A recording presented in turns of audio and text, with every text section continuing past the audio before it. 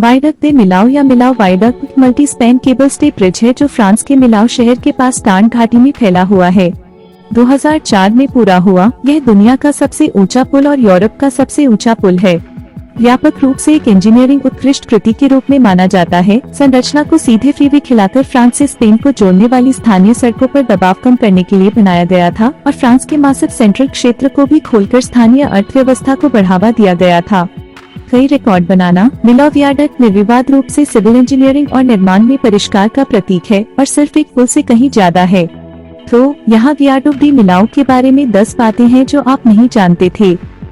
13 साल की रिसर्च के बाद शुरू हुआ पुल का निर्माण। वियाडक्ट डी मिलाओ 1987 में पुल के लिए प्रारंभिक अध्ययन शुरू हुआ।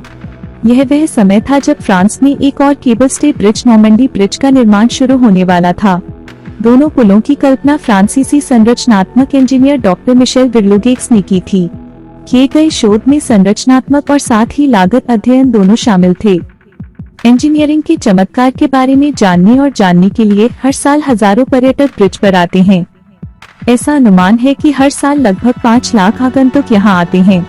ये सिर्फ गुजरने वाले सवार नहीं है बल्कि लोग हैं जो विशेष रूप से संरचना की सराहना करने के लिए आते हैं। कैनो द्वारा पानी पर या पैराग्लाइडिंग या जायरोकॉप्टर द्वारा आकाश से इसका पता लगाने के विकल्प हैं।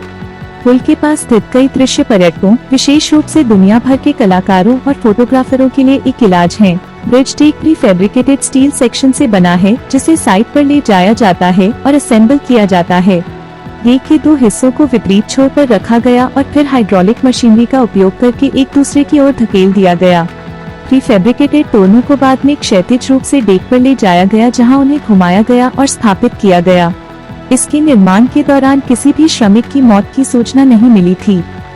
दिसंबर 2001 में निर्माण शुरू होने और दिसंबर 2003 में समाप्त होने के साथ पुल को पूरा करने में केवल 3 साल लग गए।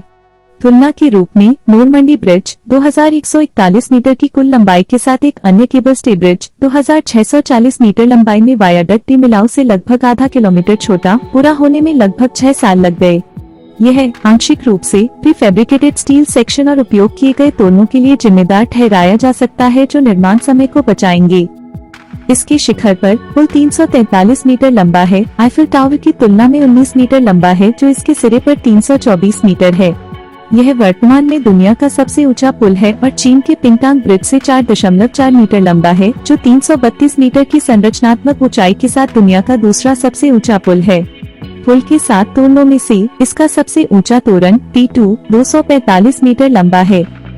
पूरी निर्माण प्रक्रिया को 6 प्रमुख चरणों में तोड़ा जा सकता है। इनमें शामिल हैं पाइल्स का निर्माण, डेक का संयोजन और पुल के दोनों ओर से इसके दोनों किनारों का प्रक्षेपण, बीच में डेक के दोनों किनारों का जुड़ना जिसमें 1 सेंटीमीटर से कम की शुद्ध त्रुटि थी, स्थापित करना पाइलन्स, टेंसाइल केबल्स लगाना और फिनिशिंग का काम पूरा करना जिसमें डामर रोड और टोल बैरियर लगाना शामिल था।